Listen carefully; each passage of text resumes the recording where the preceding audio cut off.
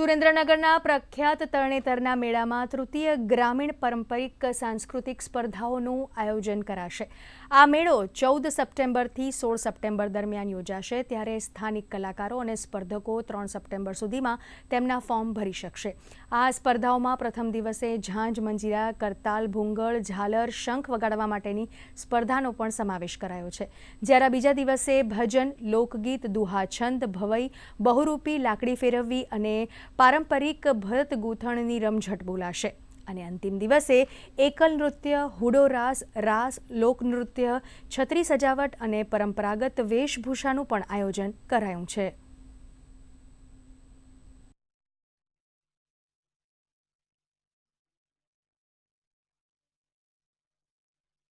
વિશ્વવિખ્યાત તરણેતરના મેળામાં આ વખતે તૃતીય પારંપરિક ગ્રામીણ સાંસ્કૃતિક સ્પર્ધાઓનું આયોજન જિલ્લા યુવા અને સાંસ્કૃતિક પ્રવૃત્તિની કચેરી દ્વારા કરવામાં આવેલ છે।